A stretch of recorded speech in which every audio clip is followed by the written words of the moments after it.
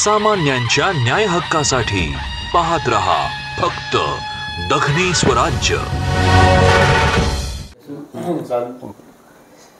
नमस्कार। आपण आज आर्वी या अत्यंत छोट्याशा गावामध्ये, लोकसंख्या जरी 5000 असली तरी अत्यंत ग्रामीण असा हा भाग आहे। शांतीवन हे अत्यंत सुंदर फुलवलेलं नंदनवन आपण पाहण्यासाठी आलेलो आहोत। विशेष म्हणजे पैठणच्या मराठवाडा साहित्य परिषद शाखा आणि विशाल बौद्धिश्य प्रतिष्ठान या संस्थेने आयोजित केलेल्या पहिल्या बालकुमार साहित्य संमेलनासाठी उद्घाटक म्हणून ज्यांना आपण निमंत्रित केलेले आहे असे आदरणीय दीपकजी नागरगोजे सर इथे आहेत। समाजसेवा ही पेपरमधून सातत्य आपण वाचत असतो। या ठिकाणी हा समाजसेवकाने काम केलं, हा समाजसेवक आहे, पण मातीमध्ये बी पेरून खडकातसुद्धा कसं नंदनवन फुलवलं जातं त्याचं उदाहरण म्हणजे हे आर्वी गाव आहे। म्हणजे कृषी असेल की गावातल्या प्रत्येक माणसाला सधन करणारं तिथं पाणी आहे आणि मुबलक पाणी आहे। आणि याहीपेक्षा महत्त्वाचं की जसं शेती फुलली तशी माणसं आणि मुलंही फुलवण्याचं काम गेल्या 2000 पासून, म्हणजे आज 23 वर्षापासून 2 दशकं 2 तप पूर्ण केलेली आहेत असे नागरगोजे सर आपल्यासोबत आहेत। आपण त्यांच्याशी काही गोष्टीचा संवाद करणार आहोत। तर तत्पूर्वी त्यांच्याकडून आपण एक छोटीशी शुभेच्छा आपल्या बालकुमार साहित्य संमेलनासाठी घेणार आहोत। इतकं सूचक नाव आपण यामुळे निवडलं की बालकुमारावरच ते काम करत आहेत। सातत्याने लहान मुलांपासून तर त्यांचं आयुष्य घडवण्यापर्यंत एक कुटुंब प्रमुख म्हणून त्यांची भूमिका। मला 2 मुलं आहेत, मला 5 मुलं आहेत असं आतापर्यंत आपण ऐकलेलं आहे। जुन्या काळात 12 मुलं होती, कौतुक वाटायचं की 12 मुलं आहेत, 4-5 बहिणी आहेत, 4-5 भाऊ आहेत। पण आज अशी परिस्थिती आहे, मी ज्यांच्या समोर बसलेलो आहे ते सध्या 300 मुलांचे आईवडील आहेत। आणि म्हणून त्यांच्याशी चर्चा करताना 100% आपल्या प्रेक्षकांना एक वेगळ्या विश्वामध्ये जाण्याचा आनंद मिळणार आहे। आपल्या घर, आपली पत्नी, आपलं कुटुंब याच्याच भोवती जो समाज सध्या वावरतो आहे, अशा काळामध्ये ही संजीवनी आपल्याला काहीतरी वेगळं दिशा देणारी ठरेल अशी अपेक्षा आहे। सर नमस्कार। नमस्कार। दखनी स्वराजमध्ये आपलं मनपूर्वक स्वागत। सर, हे शांतीवन इतकं आता सगळं आपण फिरून पाहिलेलं आहे। इतक्या सुंदर बागा फुललेल्या आहेत, प्रत्येक ठिकाणी शेततळे आहेत। तर तुमचं मुख्य काम तर शांतीवनातील या अनाथ मुलांना पितृत्व देणं आहे, मातृत्व देणं आहे। पण ते येण्यापूर्वी मी जे आपण पूर्ण गावात फेरफटका मारला तर त्याविषयी मला ऐकायला आणि आमच्या प्रेक्षकांना ऐकायला आवडेल की ह्या गावाची तुम्ही हे जे पाण्याचं रूपांतर करण्यापूर्वीची कशी शेती होती, या ठिकाणचं वातावरण कसं होतं? हे खरं आहे की म्हणजे हे काम जे आहे ते अनाथ मुलांसाठी सुरू झालेलं एक काम आहे। आणि हा शेती पाणी या विषयावरती जे काम केलं आपण, तर ते काम याच्यापेक्षा पूर्णपणे वेगळं आहे। परंतु मी बाबा आमटेंना फॉलो करणारा, आणि बाबा आमटे म्हणायचे की सामाजिक कार्यकर्त्याची एक अंधार यात्रा असावी। आपल्याला आपल्या शिक्षण व्यवस्थेनं असं शिकवलं की तमसो मा ज्योतिर्गमय, म्हणजे मला अंधारातून प्रकाशाकडे जाण्यासाठी मार्गदर्शन करा। पण बाबा आमटे म्हणायचे की सामाजिक कार्यकर्त्याची जी यात्रा असते ती यात्रा प्रकाशाकडून अंधाराकडे जाणारी असावी। म्हणजे एखाद्या अंधारात जा, तिथं तुमच्या कार्यानं काम सुरू करा, तिथे प्रकाश निर्माण करा, आणि एकदा का तिथे प्रकाश निर्माण झाला की पुन्हा दुसरा अंधार शोधा आणि त्या अंधारात जा, तिथे प्रकाश निर्मितीचं काम करा। तसं एक झालं की एक झालं की एक नवे सातत्याने प्रयोग करत आपण पुढे जायला पाहिजे, हे बाबा आमटेंचं मत असायचं। आणि मग शांतीवनची जेव्हा आम्ही इथे स्थापना केली 2000ला, तर त्यावेळेस खरं आहे की अनाथ मुलांसाठी, आत्महत्याग्रस्त शेतकऱ्यांच्या मुलांसाठी हे काम सुरू झालं। पण नंतर कालांतरानं एक विषय याच्यामध्ये येऊन लागले की जसं की तमाशा कलावंतांच्या मुलांसाठी आम्ही काम सुरू केलं, आम्ही पुढे गेलो, आम्ही रेड लाईट एरियातील महिलांच्या मुलांसाठी आम्ही काम सुरू केलं, आम्ही पुढे गेलो, आम्ही ऊसतोड कामगारांच्या म्हणजे अनाथ झालेल्या मुलांसाठी काम सुरू केलं, आम्ही पुढे गेलो, आम्ही ॲडॉप्शनमध्ये काम सुरू केलं, आम्ही पुढे गेलो, आम्ही मराठवाड्यामध्ये ज्या सातत्याने वाढणाऱ्या शेतकऱ्यांच्या आत्महत्या आहेत, तर या आत्महत्येनंतर सर्वात जास्त जर वाईट प्रसंग कोणावरती निर्माण होत असेल तर त्या मुलांना त्यांच्यावरती तो प्रसंग निर्माण होतो आणि मुलं या सगळ्या प्रसंगाची संकटाची शिकार होतात. अगदी बरोबर. आणि म्हणून मुलांना काम चालू होतं पहिल्यापासून, परंतु नंतर एक गोष्ट लक्षात आली की आत्महत्या केल्याच्या नंतर आपण मुलांना सांभाळतो, त्यांचं पुनर्वसन करण्याचा प्रयत्न करतो, परंतु संस्थेचं काम फक्त एक प्रकारचं असून चालत नाही आहे. समस्या निर्माण झाल्याच्या नंतर करण्यात येणारं पुनर्वसनाचं जे काम आहे ते संस्थेने केलंच पाहिजे, सामाजिक संस्थेचं ते कामच आहे. परंतु समस्याच निर्माण होऊ नयेत म्हणून आपल्याला काही करता येईल का, तर त्यातून आलेला हा प्रयोग आहे की त्याच्यावरती आता डॉक्टर नीलम ताटकेंनी हिरवं सापान नावाचं पुस्तकही लिहिलं आहे त्या आमच्या सगळ्या प्रयोगावरती, आणि ते पुस्तकही बाजारात उपलब्ध झालं आहे. पण हे सगळं सुचण्याचं कारणच ते की ही जे शेतकरी आहेत मराठवाड्यातली, की शेती जी आहे ती शेती त्यांना कर्जबाजारी करते, शेतीतून त्यांना उत्पन्न मिळत नाही, उत्पन्न नाही मिळालं की दिवाळखोरी येते, जास्त खर्चाची शेती आहे, दिवाळखोरी आली की ते डिप्रेशनमध्ये जातात, एक एक एक एक गोष्ट विकतात, स्वतःचा सगळा प्रपंच विकून टाकल्याच्या नंतर मग हाताशी काहीच राहत नाही आणि मग आत्महत्येचा मार्ग तो निवडतात. तत्कालीन कारण प्रत्येक आत्महत्येचं वेगळं असतं, परंतु त्याच्या मुळाशी जर आपण गेलो तर पाठीमागच्या 3 वर्षाचा प्रवास त्याला तो कारणीभूत असतो, त्याच्यावर ओढवलेली ती परिस्थिती कारणीभूत असते. आणि मग या शेतकऱ्यांनी आत्महत्याच करू नयेत म्हणून एखादं शेतीचं मॉडेल आपल्याला डेव्हलप करता येईल का, हा विचार मनाशी केला, ज्याला की नाना पाटेकर, मकरंद अनासपुरे, आमचे सुरेश जोशी काका, पाणी फाउंडेशन नाही ते नाम फाउंडेशन, यांनी सगळ्यांनी मदत केली आणि ते आज त्याचं यश जे तुम्ही आज पाहताय ते हे यश मिळाले. प्रत्येक शेताच्या शेतकऱ्याकडे शेततळं आहे. हो, 75 शेतकरी. म्हणजे आजच्या काळात या परिस्थितीत सगळा परिसर हा हिरवागार दिसतो.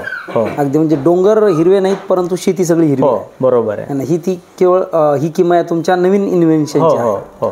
आता हे जे पाणी बदल तुम्हाला आता गावात झालेला आहे, या बदलाचा चांगला परिणाम शांतीवनच्या मध्ये काही झालेला आहे का, की या लोकांचं सहकार्य मिळतं किंवा इतर लोक जेव्हा येतात तेव्हा या लोकांचा सपोर्ट कसा असतो तुम्हाला? खूप चांगला. म्हणजे मला तर असं म्हणायचं की शांतीवन अशी संस्था आहे की इतर मुलांसाठी काम करत असताना सुद्धा की ज्या ठिकाणी काम करते त्या ठिकाणच्या लोकांचा खूप चांगल्या पद्धतीचा सपोर्ट असणारी ही संस्था आहे. त्याचं कारण असं की तुम्ही सामाजिक प्रकल्प कुठलेही बघा, इतर सामाजिक प्रकल्पात बहुतांश ठिकाणी असं वातावरण असतं की ते गाव पूर्ण विरोधात असतं संस्थेच्या, त्या गावाचं कुठलंच सहकार्य नसतं. परंतु शांतीवन त्याला अपवाद आहे.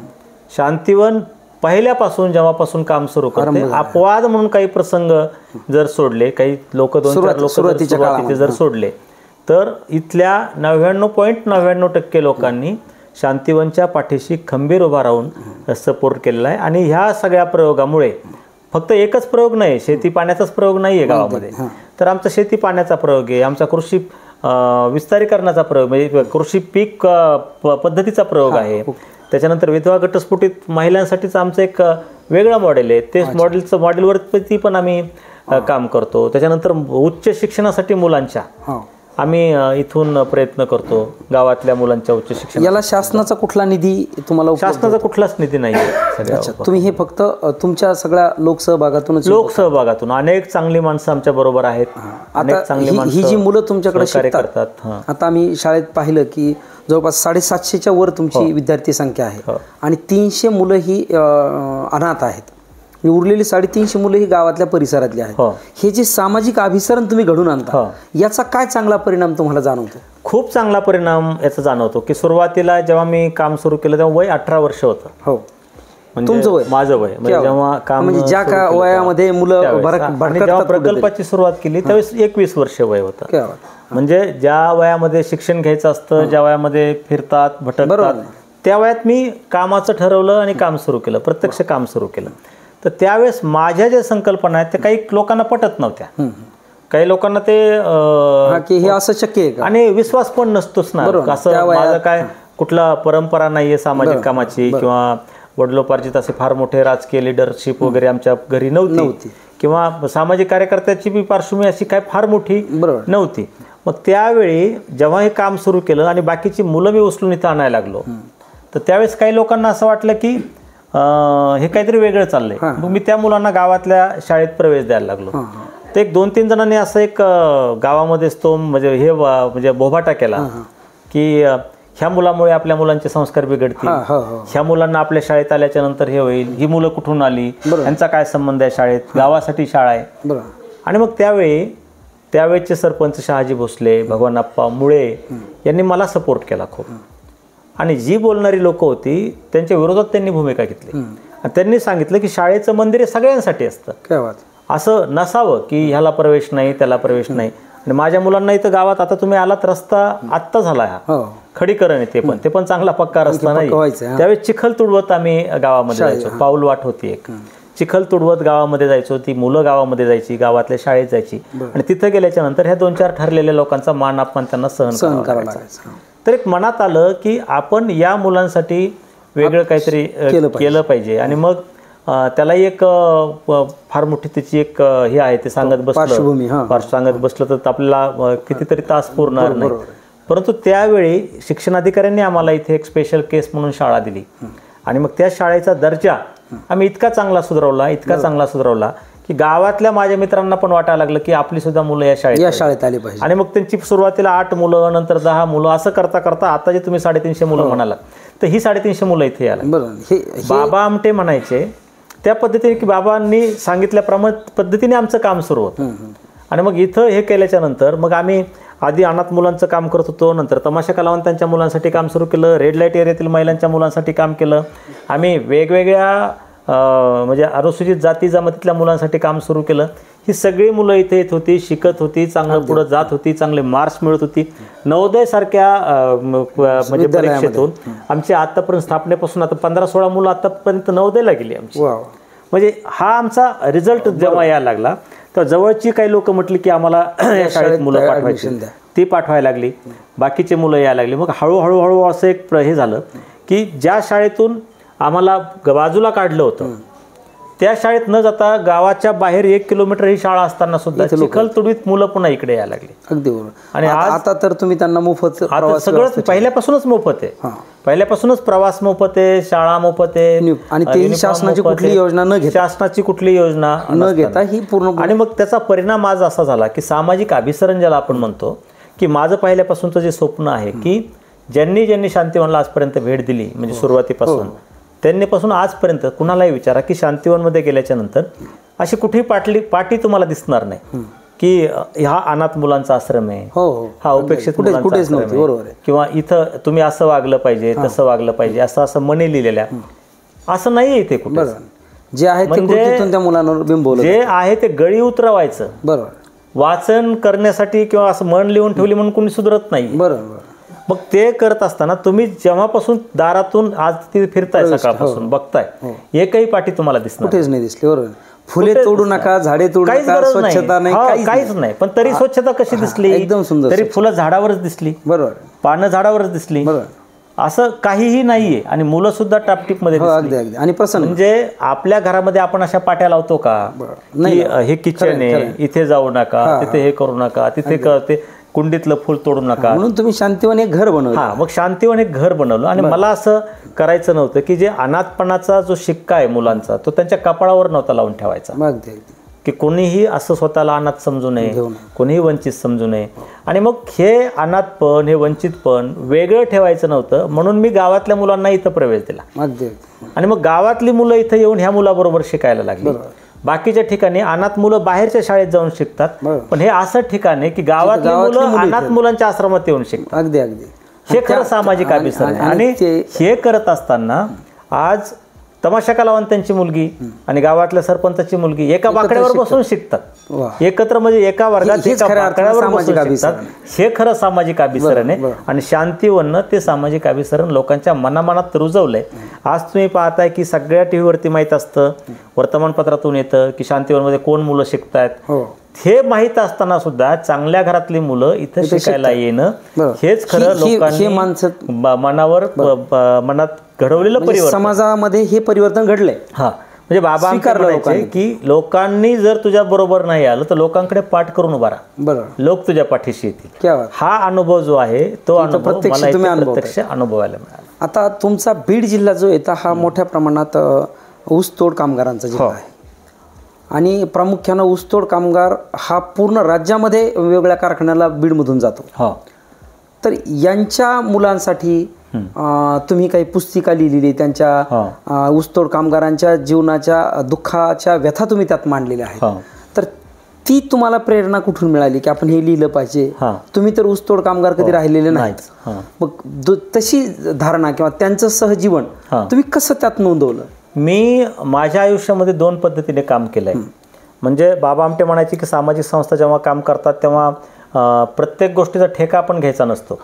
म्हणजे आपण मॉडेल म्हणून काम करायचं असतं आणि मग बाकी सरकार म्हणा किंवा इतर संस्था म्हणा त्यांनी तर स्वीकारायचं असतं, त्यांनी त्यांच्या भागात ते काम करायचं असतं. अगदी अगदी. ते मग आपण एक मॉडेल म्हणून काम करत असताना आपली वास्तविक पाहता मी जेव्हा बाबांकडून तिथून आलो आणि पर्यटक म्हणून या आणि परिवर्तक म्हणून जा, हे बाबांचं जे वाक्य होतं त्या वाक्यानं माझ्या मनावर अक्षरशः गारूड केलं. अगदी अगदी. तुम्ही सकाळपासून किमान ते 5 ते 10 वेळेस आणि मग हे म्हटलं पाहिल्याच्या नंतर जेव्हा मी इथे बीड जिल्ह्यामध्ये फिरत असताना माझ्या एक गोष्ट लक्षात आली की ऊसतोड कामगार हा वरवरती दिसणारा एक जरी विषय असला तर त्यात अनेक प्रश्न दडलेले येतात. अगदी अगदी. म्हणजे कुमारी मातांचा प्रश्न आहे, लैंगिक अत्याचाराचा प्रश्न आहे, शिक्षणाचा प्रश्न आहे की ज्यावेळी मी जेव्हा हे काम सुरू केलं त्यावेळी 1.5 लाख मुलं ऊसतोड कामगारांची ही ऊसाच्या फडात शाळा सोडून होती आणि त्यांच्या हाजऱ्या इकडे लागल्या जायच्या. म्हणजे संस्था चालकांचा अनुदानाचा विषय होता, शिक्षकांच्या जागांचा विषय होता, हे आर्थिक राजकारण याच्यातून चालायचं.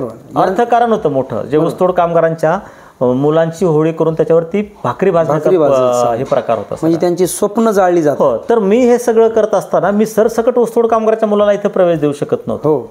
पण मला असं वाटायचं की ऊसतोड कामगार तिकडे गेल्याच्या नंतर साप चावल्यामुळे मृत्यू झाला, ट्रॅक्टरच्या खाली येऊन मृत्यू झाला, विष पिऊन मृत्यू झाला, कोपीला आग लागून मृत्यू झाला, बैलानं मारल्यामुळे मृत्यू झाला, टायर खाली येऊन मृत्यू झाला, अशा अनेक कारण, कोप्या जळाल्यामुळे मृत्यू झाला, अशा अनेक प्रकारात ऊसतोड कामगारांचे असंख्य मृत्यू होतो. गव्हाणीत जाऊन मृत्यूमुखी पडलेल्या पालकांची सुद्धा संख्या आहे. बरोबर. आणि मग हे जेव्हा पालक मरतात त्यावेळी ती जी अनाथ झालेली मुलं, या मुलांना प्रवेश द्यायला मी सुरुवात केली. ऊसतोड कामगारांच्या कुमारी मातांच्या मुलांना प्रवेश द्यायला मी सुरुवात केली, त्यांना सांभाळायला सुरुवात केली. तर त्यावेळी एक गोष्ट लक्षात आली की आपण किती मुलांचा ठेका घेणार. बरोबर. त्यावेळी मी 2 पद्धतीने काम करायचं पहिल्यापासून ठरवलेलं आहे की मी मॉडेल म्हणून सुद्धा सरकारला दिलेलं आहे आणि सरकारच्या दरबारीत पुन्हा पुन्हा आग्रह धरला. जसं की अनाथ मुलांना स्वतंत्र प्रवर्ग निर्माण करून त्यांना आरक्षण देण्यासाठी आग्रह धरला होता आणि तो लढा आमचा सक्सेस झाला. आणि माझ्याबरोबर अनेक लोकही होते जे अनाथ मुलांसाठी काम करतात महाराष्ट्रातले, सगळ्यांनी मिळून आम्ही ते केलं. आणि पंकजा मुंडे जेव्हा बालकल्याण मंत्री होत्या त्यांनी तेव्हा हा विषय त्यांना पटला आणि त्यांनी ते आरक्षण देण्याचे मुख्यमंत्र्याकडे शिफारस केली, मागणी केली आणि राज्य शासनाने आपल्याला ते स्वीकारलं, ते आरक्षण दिलं. आणि फार महत्वाचा तो विषय होता, जातीपातीच्या पलीकडे जाऊन की ज्यांना जातच नाही. बरोबर. त्यांनी आई वडील नाही, त्यांनी कुठे आरक्षण मागायचं, त्यांचा आवाज खूप छोटा आहे, त्यांनी कुठं कुणाकडे मागायचं. तर ते झालं. नंतर ऊसतोड कामगारांच्या मुलांसाठी स्वतंत्र वसतिगृह हवेत ही मागणी मी 2000 पासून लावून धरली. 2002ला त्या गव्हर्नमेंटनं जी आता जी हंगामी वसतिगृह आहे ते हंगामी वसतिगृह शांतिवनला मॉडेल ठरवून शासनानं लागू केलेले वसतिगृह आहे. आणि त्यानंतर कायमस्वरूपी वसतिगृह द्या यासाठी आम्ही वेळोवेळी आंदोलनं केली, वेगवेगळी निदर्शनं केली, वेगवेगळ्या मंत्र्यांना भेटलो, मंत्र्यांनी आमच्या कमिट्या स्थापन केल्या, त्याचे अहवाल आम्ही त्यांना दिले, पुस्तकं लिहिले, लेख लिहिले. आणि ह्या माध्यमातून पुढे गेल्याच्या नंतर आता सरकारनं कायमस्वरूपी ऊसतोड कामगारांच्या मुलांसाठी वसतिगृह बांधण्याचा निर्णय घेतला आणि वसतिगृह सुद्धा त्यांनी सुरू केलीत. हे मला वाटतं हे मोठं काम आहे. हे मोठं काम, एक मॉडेल तुम्ही पुढे दिलं. मध्यंतरी ऊसतोड कामगारांच्या मुलांसाठी शासनानं 2004च्या दरम्यान एक योजना आणली होती, महात्मा फुले शिक्षण हमी योजना. जी शाळाबाह्य मुलं झाली आहेत त्या मुलांना मुख्य प्रवाहात आणायचं आणि एकदा त्यांना शाळेत आणून टाकायचं. त्याबरोबर त्यांनी मग साखर शाळा सुरू केल्या, नंतर वीटभट्टीच्या मुलांसाठी शाळा सुरू केल्या, नंतर जिथं बांधकाम चालू होते त्या बांधकाम कामगारांसाठी सेतू शाळा म्हणून केल्या होत्या की जिथं ते पूल बांधायचे चालू असायचे, तिथे खूप मुलं असायची. तर या प्रक्रियेशी सुद्धा तुमचा काही संबंध आलेला आहे? पण माझा ह्या छोट्या छोट्या प्रयोगावर विश्वास नव्हता अगोदरपासून. म्हणजे साखर शाळेला माझा विरोध होता तत्कालीन ज्या वर्ष 2 वर्ष. मला असं वाटायचं की कायमस्वरूपी योजना पाहिजे आणि हे प्रयोग छोटे छोटे सरकारनं सुरू केले. परंतु नंतर आपण काय केलं, राईट टू एज्युकेशन स्वीकारला आणि राईट टू एज्युकेशन स्वीकारल्याच्या नंतर हे शिक्षणाचे जे हमी केंद्र आहेत, शिक्षणाचे पर्यायी शिक्षणाचे जे जेवढे प्रयोग आहेत तेवढे आपोआप बंद झाले. कारण राईट टू एज्युकेशन सांगतो की कुठलाही शिक्षणाचा पर्यायी शिक्षण पद्धती आपल्याला स्वीकारायची नाही. आणि मग महात्मा फुले हमी योजना ती बंद झाली किंवा मग सेतू शाळा असतील त्या बंद झाल्या, साखर शाळा बंद झाल्या. त्यात ते बंद झालं सगळं. फक्त वस्ती शाळा त्यातली एक वस्ती शाळा ही कारण ती रेग्युलर शाळा केल्यामुळे ते राहिल्या, नाही तर त्या सुद्धा बंद झालेल्या होत्या. बरोबर, त्या रेग्युलर शाळा केल्यामुळे ते राहिल्या आणि त्या गावाशी रिलेटेड असल्यामुळे त्या कायमस्वरूपी संख्या होती त्याच्यामध्ये आणि ती 12 महिने चालायच्या शाळा त्या. पर्यायी शिक्षणाची केंद्र सगळी बंद करायचा निर्णय त्या राईट टू एज्युकेशन कायद्यानुसार घ्यावा लागला आणि त्यावेळी ही सगळी केंद्र ही झाली. आता ही लहान मुलांची जेव्हा तुम्ही काम करता तेव्हा शासनाच्या वेगवेगळ्या कमिट्या असतात, यामध्ये कधी तुमची दखल घेऊन तुम्हाला तिथं कधी जागा अनेक कमिट्यावरती मी काम केलं. शासनाच्या युवा धोरणाच्या कमिट्यामध्ये मी काम केलं, सर्व शिक्षा अभियानामध्ये काम केलं, राज्य पातळीवरच्या जो शाळाबाह्य मुलांसाठीचा जो टास्क फोर्स गठीत केला होता तर त्या राजेंद्र दर्डा शिक्षण मंत्री असताना त्या टास्क फोर्समध्ये मी होतो. त्यानंतर म्हणजे सर्व शिक्षणाच्या अभियानाच्या वेगवेगळ्या कमिट्या होत्या त्याच्यामध्ये मी होतो. त्याच्यानंतर जिल्हा स्तरावर अनेक कमिट्या आता जसं की बालविवाहाची कमिटी असेल, शिक्षणाची कमिटी असेल, बालकल्याणाची कमिटी असेल, अनेक कमिट्यावरती मी काम केलंय. मिसिंग अँड किडनॅपिंग फोर्स म्हणून SP साहेबांचा जो कृती गट आहे त्याच्यामध्ये पण मी आहे. अनेक कमिट्यामध्ये. इथे पण तुम्ही काय अशा खास कन्स्ट्रक्टिव्ह योजना देता का गावामध्ये? नाही, ह्या ज्या समजा कमिट्या आहेत या कमिटीमध्ये कधी कन्स्ट्रक्टिव्ह योजना देण्याचा योग्य देतो, नक्की सूचना करतो. त्या काही स्वीकारल्या गेलेल्या आहेत? नक्की स्वीकारतात, राबवले. इम्प्लिमेंट होतं. म्हणजे बालविवाहाचा आमचा जो प्रयोग आहे आता त्याच्या दीपा मुधोळ मॅडम आहेत त्या चांगल्या पद्धतीने त्या इम्प्लिमेंट करतात. त्या पण इथे येऊन गेलेल्या, प्रत्येक मीटिंग मध्ये आम्ही त्यांना बोलतो, हे सगळं हे करतो. आणि प्रशासन प्रत्येक वेळी शांतीवन मधून काही ना काही शिकण्याचा प्रयत्न करतं. बीडला आलेला कुठलाही जिल्हाधिकारी हा पहिल्या 2-3 महिन्यात तरी शांतीवनला भेट दिल्याशिवाय थांबत नाही, देऊनच जातो. जिल्हाधिकारी असतील किंवा इथले तालुक्याचे अधिकारी असतील किंवा कुठलेही. ह्या कामाचं वैशिष्ट्य असते की इतकं मजबूत त्याची जड आता उभी राहिलेली आहे की पर्यायी प्रत्येक जिथं जो येतो तो आल्यानंतर भारावूनच जातो. मी हेमलकशाला गेलेलो आहे, बाबांकडेही गेलो होतो, कुष्ठरोग्यांचा आश्रम पाहिला होता, त्यानंतर प्रकाशबाबा आमटेंकडेही थांबलो. परंतु मी इथं आल्यानंतर मी तुम्हाला आल्या असं म्हटलं की मला तो फील इथं आला. तिथे जसं निसर्गानंच इतकं भरताट जंगल दिलेलं आहे, हिरवाई दिलेली आहे, तुम्ही ही उभी केली. म्हणजे हेमल कसा प्रतिरूप उभा केलाय तुम्ही, म्हणजे तो निसर्गाने उभा केला होता आणि त्याने तिथे जाऊन त्या अंधाराला प्रकाशरूप दिलं. हा वेगळा अंधार होता की इथे पाणी नव्हतं, इथं मुबलक शेती नव्हती, इथं आर्थिक सुबकता नव्हती, इथं शिक्षणापासून सुद्धा लोक वंचित होते. आणि हा तर फार गंभीर प्रश्न होता की बीडसारख्या जिल्ह्यामध्ये की लाखो बालकामगार शेतीवर इकडे तिकडे कामाला जात आहेत, त्यांचे आईवडील, आणि इकडे कागदावर त्यांच्या हजेऱ्या भरवल्या जातात. आणि अशा काळामध्ये तुम्ही जेव्हा हे सगळ्या प्रक्रिया केल्या तर असं काही अंगावर आलं का एखाद्या वेळेस, एखादे संस्थाचालक म्हणा, कोणी गुंड म्हणा, की चला आमचं पोट पाणी चालू आहे, आम्ही शिक्षक लोक इथं पगार घेतोय, इथं आमची संस्था चालते आणि हा माणूस कशाला रिकामे उद्योग करतो, असं काही घडलं का तुमच्या बाबतीत? खूप वेळा घडण्याचा प्रयत्न झाला सुरुवातीला. पण जेव्हा लोक मला सपोर्ट करतात, लोक माझ्या बाजूने आहेत हे माहीत झाल्याच्या नंतर मग ही लोक माझ्यापासून दबून राहिली, थांबली. आणि माझं एक म्हणजे महत्वाचं की हात लगे निर्माण में, नाही मारणे नाही मागणे. ओके, म्हणजे हात जे आहेत आपले हे निर्मिती करण्यासाठी उभे राहिले पाहिजेत, ते निर्मिती करण्यासाठीच उभे केले पाहिजेत. ते मी करत असताना भीक मागत बसायचं नाही, आपण स्वतः सगळी निर्मिती करावी जी निसर्गातच आहे. निसर्ग जे आपल्याला शिकवतो की तो स्वतःची सगळी गोष्ट निर्मित करतो. आता काही लोकांना हे प्रोजेक्ट न आवडणं किंवा काही लोकांच्या हितसंबंधांना बाधा येणं याच्यामधून होतच, काहींना राजकीय उद्देश साधण्यासाठी करून घेणं. अच्छा, ओके. हे असे काही लोकांचे जे त्याला छोटे मोठे इंटरेस्ट असतात तर ते साध्य नाही झाल्याच्या नंतर एखाद्या दिवस त्रास देण्याचा प्रयत्न झाला.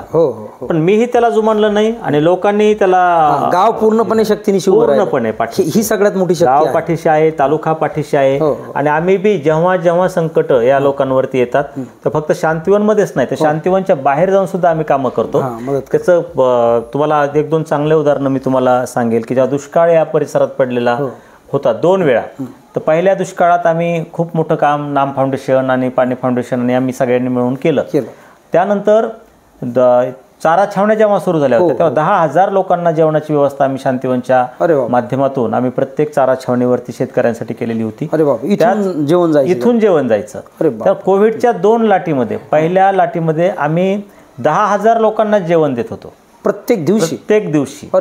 प्रत्येक दिवशी 10,000 लोकांना जेवण द्यायचो. कलेक्टर जिथं सांगतील तिथं आम्ही ते हे करत होतो. नंतर आम्ही या जिल्हाधिकारी रेखावार साहेब होते तर त्यांनी एक विनंती केली की संस्था चांगलं काम करू शकतील याच्यामध्ये, परंतु आपल्या बीड जिल्ह्यामध्ये चांगल्या सक्षम अशा संस्था नाहीत आणि ज्या आहेत त्या राजकीय पुढाऱ्यांच्या संस्था आहेत आणि पुढारी यात काही फार काही देतील असं वाटत नाही. सामाजिक संस्थेने काहीतरी केलं पाहिजे, तुम्ही आम्हाला मदत कराल का? तर त्यावेळेस मी त्यांना सांगितलं की आम्ही हॉस्पिटल तुम्हाला काढून देऊ. मग आनंदवन आणि शांतीवन या दोघांनी मिळून, शिरूर हा आमच्या तालुक्याचं ठिकाण आहे, इथे आम्ही 100 बेडचं कोविड हॉस्पिटल आम्ही तिथे उभं केलं. आणि तुम्हाला सांगायला मला म्हणजे अभिमानाची गोष्ट आहे ती माझ्यासाठी की 1000 पेक्षा जास्त पेशंट्स आम्ही तिथं दुरुस्त करून पाठवले. फार मोठं सामाजिक योगदान, इतकं मोठं ते काम होतं. आणि त्यावेळेस जिल्हाधिकारी स्वतः, CEO हे स्वतः येऊन, किंवा पालकमंत्री होत्या त्यावेळेस पंकजा मुंडे होत्या, त्यानंतर खासदार होत्या प्रीतम मुंडे, त्यांनी येऊन स्वतः पाहिलं, तिथं भेटी दिल्या आणि त्यांनी स्वतः सांगितलं, जिल्हाधिकाऱ्यांनी सांगितलं की बीड जिल्ह्यामध्ये जे कोविड सेंटर आहे त्यातलं नंबर 1चं हे कोविड सेंटर आहे. आणि ते शांतीवन आणि आनंदवन उभं केलं. म्हणजे ही 100% नॉन पॉलिटिकल होतं. आनंदवन आणि शांतीवन या दोघांनी मिळून केलं, नॉन पॉलिटिकल. यामध्ये तुमच्याकडे जे 10वी पर्यंतची शाळा आहे, 11वी 12वीला तुमची मुलं बाहेर जातात, तर तुम्ही असं कुठं बाहेर वसतिगृहाची काही व्यवस्था किंवा इथून गेल्यानंतर पुढचं त्यांना स्वतःच्या पायावर उभे राहीपर्यंत काही व्यवस्था करून ठेवलेली आहे का? आता आम्ही पुण्याला आमचे हॉस्टेल्स आहेत, मुलींसाठी आहे, मुलांसाठी आहे. त्याचबरोबर इतर ठिकाणी जेव्हा आमच्या मुलांचे नंबर्स लागतात तेव्हा आम्ही त्यांची शिक्षणाची व्यवस्था पूर्णपणे तिथे करतो. इथून त्यांच्या फी भरणं, त्यांच्या मेसचे पैसे भरणं, त्यांच्या राहण्याचे हॉस्टेलचे पैसे भरणं, ज्या मोठमोठ्या संस्था जिथे त्यांचे नंबर लागतात, समजा कोणी MBBSला लागतंय, कोणी BAMSला लागतंय, कोणी इंजिनिअरिंग लागतंय, तर ते संस्थेवाले कधी थोडंसं पॉझिटिव्हली मदत करतात का? की थोडंसं कमी अनुभव आहेत तसे, की मराठवाडा मित्र मंडळाचं कॉलेज आहे पुण्याचं, भाऊसाहेब जाधव म्हणून अतिशय सुहृदयी नावाचे हे म्हणजे मनाचे हे संस्था चालक आहेत भाऊसाहेब जाधव. त्यांचा कायम आमच्या पाठीवरती हात असतो. आणि त्या एक देव माणूस ज्याला म्हणायचं तर ते भाऊसाहेब जाधवांना देव माणूसच म्हणतो मी माझ्या ह्याच्यात. आमच्या कितीतरी मुलांना त्यांनी तिथं प्रवेश दिला. फक्त प्रवेशच नाही तर फी मध्ये सुद्धा सवलत देणं. अगदी कधी कधी फी आमच्याकडे नसेल तर 1-1 लाख रुपयाच्या फी सुद्धा म्हणून त्यांनी माफ केलेल्या हे केलेलं आहे. पण इतर संस्थांचे चांगले अनुभव नाही आहेत. व्यवसायासाठी उभ्या केलेल्या संस्थांचे तर अजिबातच नाही आहेत. म्हणजे 1 रुपया आमच्याकडून कमी घेत नाहीत आणि हे नाही करत असं. म्हणजे अजूनही सामाजिक योगदानामध्ये संस्थांनी पुढे येणं आवश्यक आहे अशी परिस्थिती. पुढाऱ्यांच्या संस्था खास म्हणजे पुढाऱ्यांच्या संस्था, कारण संस्था महाराष्ट्रात पुढाऱ्यांच्याच आहेत. बरं, आता नेमकं असं आहे की पुढाऱ्यांना खाण्याला खूप जागा आहेत, पण तरी सुद्धा देण्याची दानत नाही असं म्हणावं लागेल है ना. अनावश्यक ठिकाणी तर समजा लग्नाचे असतील कार्यक्रम असतील त्यांच्याकडे, किंवा साधं छोटे छोटे कार्यक्रम असले तर लाखो रुपये खर्च करतात. अशा वेळी इथं येऊन असे कोणी राजकीय नेते आहेत का की ज्यांनी तुम्हाला असं खूप मोठं योगदान दिलेलं की सर हे आमच्यातर्फे योगदान असू द्या, असे काही भेटतात का राजकीय? भेटतात ना, भेटतात तसे आहेत. त्या मनातून पण चांगली, पुढाऱ्यात पण चांगली माणसं म्हणजे अजून माणूस पण जिवंत आलेली. जसं की आपण पुढाऱ्यांच्या ह्याच्यातून जर म्हणायचं सुद्धा आमच्या परिसरातली धस साहेब आहेत, सुरेश धस साहेब आहेत, प्रीतम मुंडे आहेत, त्यानंतर पंकजाताई पण त्यांनी पण मदत केलेलीच आहे. ते मुंडे साहेब होते, त्यांनी मदत केलेलीच आहे. त्याच्यानंतर श्रीकांत भारतीय म्हणून जे आता आमदार आहेत ते आहेत. अनेक जणांची नावं घेता येतील की ज्यांचं आहे. सुरेश नवले यांचा विशेष करून त्यांचा उल्लेख यासाठी करावा लागेल की प्रत्येक वेळी पहिल्यापासून, अगदी पहिला दगड आम्ही जेव्हापासून ठेवला तेव्हापासून ते अगदी म्हणजे एक मित्र म्हणून पाठीशी आहेत. पुढाऱ्यांची पण चांगली नावं घेता येतील नाही असं नाही, परंतु ज्यांच्याकडे मोठमोठ्या संस्था आहेत त्यांचा अजून दृष्टिकोन व्यवस्थित नाही. म्हणजे आता ते साहजिकच आहे, कुणाला स्पर्धक वाटलं जातं, कुणाला काही नाही. पण आता समाजसेवेमध्ये स्पर्धा कशी असू शकते? वाटू शकते, तो पण एक प्रश्नच आहे. म्हणजे जर समजा मी अनाथ मुलं सांभाळत असेल तर ठीक आहे, पण मी अनाथ मुलं न सांभाळता स्पर्धा कशी करू शकतो? वाटत का आपल्याला त्या भागात जास्त जायचं नाहीये, कारण पुन्हा गेलं की आणखी व्यक्तिगत आणखी दुखवलं जातं. आता हे सगळं उभं करताना तुम्ही मोठं कॉलेज पण उभं केलेलं आहे. आता मुलींचं स्वतंत्र वसतिगृह करताय, सिनियर कॉलेज करण्याचं तुमचं नियोजन आहे. तर हा वेगळा गट करण्याचा, मुलींचं करण्याचं कारण काय? त्याचं कारण हे की आमचे जे जेव्हा आम्ही बाहेर जातो शिकायला, म्हणजे मुलींना बाहेर पाठवतो त्यावेळेस त्याचे अवास्तव खर्च होतात खूप. आणि मग हे खर्च पुन्हा नियंत्रण ठेवण्याची एक वेगवेगळ्या ठिकाणी नियंत्रण ठेवावं लागतं. त्यापेक्षा इथेच जर त्यांना शिक्षणाच्या सुविधा उपलब्ध झाल्या तर त्या त्यांना तर होतीलच, पण परिसरात सुद्धा शिक्षणाची एवढी चांगली केंद्र नाही आहेत, तर त्यांना सुद्धा या सगळ्या सुविधांचा या परिसरातल्या मुलांना सुद्धा फायदा होऊ शकेल. म्हणजे मी मिलिटरीत राहिलेलो आहे, म्हणजे वडील मिलिटरीत असल्यामुळे मिलिटरी कॅम्पला राहिलेलो आहे आणि मी पाहिलेलं आहे जिथं जिथे मिलिटरीचे कॅम्प आहेत तिथे कॅन्टोन्मेंटल बोर्ड असतं आणि ते कॅन्टोन्मेंटल बोर्ड ह्या तिथल्या नागरिकांचं सुद्धा त्यांची पण काळजी करतं, पालकत्व त्यांचंही घेतं आणि त्यांना त्या मुलांना त्या शाळेत प्रवेश देणं. तर ते सेम तसंच छावणी ज्याला म्हणतो तसंच आम्ही पण प्रकार केलेला आहे. म्हणजे या मुलांना भविष्यामध्ये त्यांच्या स्वतःच्या पायावर उभे राहीपर्यंत तुमचा प्रयत्न असणार आहे. यांना व्यवसाय उद्योग उभं करण्यासाठी पण आपण काही मदत करणार आहात? मदत करतो आम्ही मुलांना, मुलंही आम्हाला मदत करतात. ती मुलं जी सेट झाली त्यांचा आता फीडबॅक कसा असतो? खूप चांगला फीडबॅक आहे की काही पालकत्व ते मुलं घेतात. त्यानंतर आता काय असतं, त्यांच्याही गरजा खूप असतात की त्यांना राहण्याच्या घरापासून सगळे सगळं करावे लागतात आणि मग अशा वेळी आपण जास्त अवास्तव अपेक्षा त्यांच्याकडून ठेवण्यात काही अर्थ नसतो. तर मला स्वतःच्या पायावर उभा राहणं यात तुम्हाला जास्त आनंद होतो आणि त्यांना जे काही देता येईल तेवढंच आपण घेत चालायचं. फार त्यांना असं स्वतःहून काही मागायचं नाही. बरोबर. ते जे देत राहतील ते, म्हणजे जसे पारंपरिक आई वडील होते की मुलगा स्वतःच्या पायावर उभा राहिला तरी पुष्कळ झाला, त्यात आनंद, तेच आनंद. त्याच समाधान. तुमच्या मिसेस सुद्धा या कार्यामध्ये आहेत, त्या स्वतः स्वयंस्फूर्तीनं आहेत की तुम्ही आहात म्हणून ते सुरू झाल्या? सुरुवातीला तसंच होतं, पण जेव्हा ती आली याच्यामध्ये, जेव्हा बाबा आमटेंना भेटली, ताईंना भेटली, तर त्यावेळेस तिच्यात मनात इतकं परिवर्तन झालं की ते आज माझ्याही पुढे क्या बात, असं म्हणायला हरकत नाही. आणि हा महत्त्वाचा भाग असतो की आपली अर्धांगिनी किंवा सहचारिणी ही जर आपल्यासोबत बरोबरीनं असेल तरच ही कामं सहज शक्य होतात. म्हणजे बऱ्याचदा तुम्ही जेव्हा बाहेर वेगवेगळ्या कार्यक्रमांना जाता, लोकांचा सातत्याने तुम्हाला डिमांड असते की सर तुम्ही या आमच्याकडे, कारण प्रत्येकाला समाजकार्य तर करणं शक्य नाही, पण जो करतो त्याला लोकांपर्यंत नेणं आणि त्यांच्या कार्याला योगदान देणं असं सगळ्यांना ह्यावं असतं. तशावेळी पूर्ण पालकत्व त्याच इथे सांभाळत असतील. तुमच्याबरोबर अगदी सुरुवातीच्या काळापासून पण काही लोक आहेत, त्यांच्याविषयीची कशी भावना आहे तुमच्या? खूप चांगल्या लोकांनी इथं काम केलं, इथं काम करतायत, काम करीत राहत आहेत की पहिल्यापासून. अगदी भगवान भांगे, कावेरी हिंगे, त्यानंतर अनिता मेडेवार म्हणून आहेत, खेडकर म्हणून आहेत, विकास खेडकर म्हणून आहेत. ही सगळी लोक जी पहिल्यापासून काम करतायत, पहिल्यापासून सोबत आहेत आणि ते समर्पित भावनेतून कामं करतात. विकास राठोड म्हणून आहे, ही समर्पित भावनेनं काम करणारी माणसं आहेत ही सगळी. ह्या सगळ्या लोकांची जी तुमची टीम आता झालेली आहे आणि ह्या सगळ्या मुलांना सांभाळताना आता 300 मुलं ही आहेत, तर TCवर आता जात हा विषयच तुमच्याकडे राहिलेला. तर सध्या आपण जे म्हणतो की जातविरहित समाज रचना असली पाहिजे, ही पाहिजे अशी फक्त समाज मागणी करतो किंवा नेते मागणी करतात, तुम्ही प्रत्यक्ष ती जगताय. जातविरहित समाज रचना तुम्ही स्वतः अनुभवताय. ती TC देत असताना ती आपोआपच जातविरहितच येते. तर ही सामाजिक धारणा म्हणून तुम्हाला याकडं कसं बघता येतं? तुम्हाला काय वाटतं की अशी रचना समाजात जर झाली तर काय फरक पडू शकतो? माझा जात पात ह्या संकल्पनेवर अजिबात विश्वास नाही आहे. नातं हे पण मला, या संकल्पनेवर पण माझा विश्वास नाही. कारण आता एवढी मुलं आणून सोडत असतील, सख्खी आई सुद्धा किती वाईट असू शकते हे मी रोज अनुभवतोय. अगदी बरोबर. त्याच्यामुळे नातं हा विषय नाही, मी फक्त प्रेम या संकल्पनेवर विश्वास ठेवणारा माणूस आहे आणि आम्ही सगळे प्रेम या संकल्पनेतूनच एकत्र आहोत. त्याचा अनुभव एक मिनटं मी सरांना रोखून हे करतो की आम्ही सगळे असताना आता आम्ही जेव्हा शांतिवनमध्ये फिरत होतो तर मुलींचं वसतिगृह चालू आहे, त्या ठिकाणी एक कुत्रा होता त्यांचा पाळलेला आणि तो कुत्रा पाण्यासाठी सर्च करत होता. आम्ही आपले सगळं बिल्डिंग पाहत असताना सरांचं इतकं बारकाईने लक्ष होतं की त्यांनी एका टिप्यामधून बकेटनं पाणी काढलं आणि त्याला ठेवलं आणि अक्षरशः तो पाणी पिण्यासाठीच आलेला होता हे त्यांना कळलं.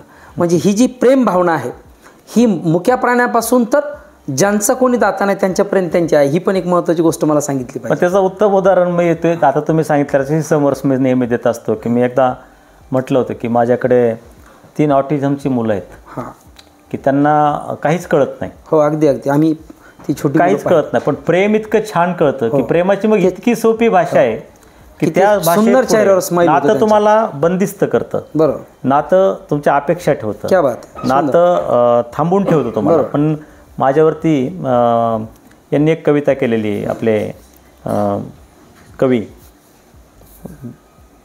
इंद्रजित भालेराव सरांनी. तर ती कविता खूप छान आहे, मी पाठवेल तुम्हाला ती कविता. तर त्यातून त्या कवितेचा प्रत्येक शब्द या सगळ्या कामाशी लागू होतो. आणि भालेराव सरांचे शब्द म्हणजे कधी कधी लोक विचारतात की मुलं परत येतात का? पण जेव्हा त्यांना गरज आहे तेव्हा त्यांना घरटं इथं मी दिलेलं आहे, त्यांना दाणे मी टाकलेले आहेत, परत त्याची अपेक्षाच मी ठेवलेली नाही. अगदी बरोबर. आणि परत येतात का ही जर अपेक्षा आपण ठेवली तर आपण केविलवाने होतो, वाट पाहत बसतो त्यांची. बरोबर. त्यापेक्षा त्यांच्याकडे लक्ष द्यायला वेळ नाही. जे अंगणात आलीत त्यांचा सांभाळ, त्यांना चारा पाणी करण्यातच आनंद मिळवायचा. एकदा ओढून गेले की त्यांनी त्यांचं सुखी राहावं. कारण त्यांचे पंख छाटलेत, कुणीतरी छाटलं, इथल्या समाज व्यवस्थेने कुणीतरी छाटलेत ते पंख. कारण आपण अपेक्षा ठेवून त्यांचे पंख छाटायचे. आपण नातं मानतो, आपण प्रेम मानत नाही. बरोबर. म्हणजे नातं मानतो म्हणून आपण काय करतो, निसर्ग नातं नाही मानत, निसर्ग प्रेम मानतो. मी अगदी त्याच मुद्द्याकडे येणार होतो की पक्षी आहेत, प्राणी आहेत, मुलांना जन्म देतात आणि ते एकदा चारा पाण्याला लागले की ते आपापल्या मार्गाने निघून जातात. अगदी त्याच पद्धतीनं तुम्ही निसर्गाशी अनुरूप असा तुमचा व्यवहार ठेवलेला आहे. आणि हा फार महत्त्वपूर्ण व्यवहार आहे की आपण अपेक्षा ठेवायच्या नाहीत. आज जे कुटुंबामध्ये आई वडील नाराज आहेत, वृद्धाश्रम सुरू झालेले आहेत, किंवा भाऊ भाऊ एकमेकांचे वैरी आहेत, हे सगळं अपेक्षा ठेवलेलीच झालेलं आहे. म्हणजे अशा काळामध्ये जर ही रचना डेमो तुम्ही जे म्हणता, तुम्ही सातत्याने तुमच्या या मुलाखतीमध्ये आपण बोलता की मला एखादा आदर्श डेमो उभा करायचा आहे, सगळा ठेका मी काही घेतलेला नाही, बाकीच्यांनी त्याला फॉलो करावं. तर हा पण एक आदर्शच समाज रचनेचा भाग आहे की जातविरहित आहे आणि फक्त प्रेमाला धरून आहे, निरपेक्ष आहे. मला अपेक्षा नको, इथं आहात तोपर्यंत आमचे, गेल्यानंतर तुम्हाला जो मार्ग दिसतो त्या प्रकारे तुम्ही उडत जा. ही अत्यंत सुंदर कृतीयुक्त संकल्पना तुम्ही मांडलेली आहे. म्हणजे केवळ समाजसेवक हा केवळ समाजसेवक नसतो, तो एक मोठा तत्ववेत्ता असतो. हे आपल्याला सरांच्या बोलण्यातून सातत्याने वेगळ्या वाक्यातून आपल्याला जाणवत आहे. सर, इतका वेळ आपण एकमेकांशी चर्चा केलेली आहे. तुमच्या या सगळ्या कार्याला प्रभावित होऊन आमच्या संपूर्ण स्वागत मंडळानं तुम्हाला पैठणसाठी खास करून उद्घाटनासाठी बोलावलेलं आहे. बालकुमारांचे फार मोठं साहित्य संमेलन होणार आहे मराठवाड्यातलं. डॉक्टर सुरेश सावंत हे बालसाहित्यिकातले फार मोठे साहित्यिक आहेत की जे संमेलनाध्यक्ष आहेत. तर याचं उद्घाटन करण्यासाठी जेव्हा आम्ही तुम्हाला निमंत्रण दिलं आणि तुम्ही अगदी तुमचा सगळा कार्यक्रम रद्द करून त्या दिवशीचा हे स्वीकारलेलं आहे, तर हे तुम्हाला आमचा कसा भाग वाटला की खरोखर हे संमेलन कसं अपेक्षित आहे आणि तुम्हाला या संमेलनातून काय अपेक्षा आहेत? मला खरं तर बालकुमारांचं साहित्य संमेलन आणि पैठणला होतं आहे हे खूप छान वाटलं. की मी छान वाटण्याचं कारण म्हणजे मी बालकांसाठी काम करतो. हो, अगदी. बालकांच्या बडबड बोलीतूनच मी रोज जगत असतो. सकाळी उठलो तर त्यांच्या बडबडीनंच माझी सुरुवात होते. गुड मॉर्निंग काका असं इथं म्हणत. त्याच्यामुळे मुलांच्या आणि इथे सातत्यानं मुलामध्ये असल्यामुळे मुलांच्या प्रतिभा, त्यांच्या दप्तरातल्या कविता मी वाचलेल्या आहेत, मी अनुभवलेल्या आहेत आणि त्यांच्या भावना मी अनुभवल्या. त्या इतक्या इनोसंट असतात, इतक्या निरागस असतात त्या की त्याला साहित्य पण त्याच्यातून खूप निर्मिती मोठी त्या साहित्यातून होऊ शकते. दुसरी अत्यंत महत्त्वाची गोष्ट की ते संमेलन पैठणमध्ये होत आहे आणि पैठण आपला मराठवाडा ही संतांची भूमी. एक आपण दुष्काळ आपल्याकडे जरी सातत्याने पडत असले तरी आपल्याकडे शब्दांचे आणि संस्कृतीचे दुष्काळ नाहीत. अगदी छत्रपती शिवाजी महाराजांचं जन्मगाव आपल्या मराठवाड्यातलं, ज्ञानेश्वरांचं जन्मगाव आपल्या मराठवाड्यातलं आणि एकनाथाचं जिथे की सगळ्याच्या अगोदर जात निर्मूलनाची म्हणजे प्रथा एकनाथानं सुरू केली आणि त्यांनी त्याच्यावरती भाष्य केलं. तो काळ असा होता की त्याच्यावरती भाष्य करणं सुद्धा कठीण होतं. अगदी. आणि मग अशा पावनभूमीमध्ये हे संमेलन होतंय आणि मराठवाडा साहित्य परिषदेनं ते आयोजित केलंय आणि त्याचं उद्घाटन करण्याचा मान मला मिळतोय. यासारखा दुसरा आनंद कुठला असू शकत नाही आणि त्यामुळे मला खूप आनंद वाटतो याचा. मला एक फक्त म्हणायचं आहे की मुलांचं साहित्य, बालकुमारांसाठी साहित्य संमेलन होत असताना या संमेलनामधून उपेक्षित बालकांचे प्रश्न आपण जास्तीत जास्त कसे मांडता येतील आणि त्या बालकांना न्याय मिळवून देण्यासाठी या संमेलनातून काय ठराव करता येतील आपल्याला किंवा सरकारपर्यंत कसे कायपर्यंत दिले जातील. की जसं की आज मराठवाड्यातला जवळजवळ 70-80 हजार ऊसतोड कामगारांच्या मुलांच्या शिक्षणाचा प्रश्न आहे की त्या प्रश्नासाठी सातत्याने आपण प्रयत्न करत आलो आहेत पण आणखी त्याला चांगलं यश मिळत नाही.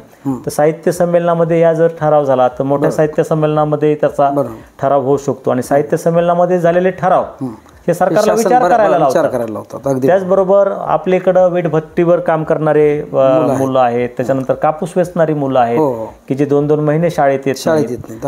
त्याची ही जी मुलं आहेत, भटक्यांची मुलं आहेत, उपेक्षित वंचितांची मुलं आहेत, तमाशा कलावंतांची मुलं आहेत, या सगळ्या बालकांच्या जिथं आपण शिक्षणाला आपण भर द्या असं म्हणतो सारे शिकूया असं म्हणतो, बरोबर. परंतु शिक्षण हे पोट भरल्याच्या नंतर सुरू होतं. बरोबर. तर या मुलांच्या पोटाची व्यवस्था करून, त्यांना निवासी व्यवस्था आपण कशा करून त्यांच्या हक्कासाठी आपल्याला काय काय करता येण्या साहित्य संमेलनाच्या माध्यमातून हे आपण केलं पाहिजे. आणि बालकांचं साहित्य संमेलन, बालकुमारांचं साहित्य संमेलन करत असताना या बालकुमारांच्या साहित्यावरती जास्त प्रकाश टाकावा, उपेक्षितांच्या साहित्यावरती प्रकाश टाकावा आणि त्यांच्या कल्याणासाठी काय जे ठराव घेता येतील ते ठराव घेऊन सरकार दरबारी त्याचा आग्रह धरावा असं मला या ठिकाणी वाटतं. नमस्कार सर, धन्यवाद. थँक्यू. या ठिकाणी आपण आत्ताच दीपक नागरगोजे सरांशी संवाद केलेला आहे. पैठणच्या साहित्य संमेलनाच्या निमित्ताने ते पैठणला येत आहेत. पैठणकर आणि परिसरातल्या सर्व नागरिकांना आणि विद्यार्थ्यांना यांना मी आग्रहाची विनंती करेल की तुम्ही आवर्जून सरांच्या काम पाहण्यासाठी आर्वीला या. महाराष्ट्रातल्या सगळ्या आपल्या श्रोत्यांना मी विनंती करेल की आवर्जून आपण 8 दिवस 10 दिवस इथे राहून पहा. तुमच्यातला माणूस निश्चित जागा करतील इतका मला विश्वास वाटतो. धन्यवाद. थँक्यू. सामान्यांच्या न्याय हक्कासाठी पाहत रहा फक्त दखनी स्वराज्य.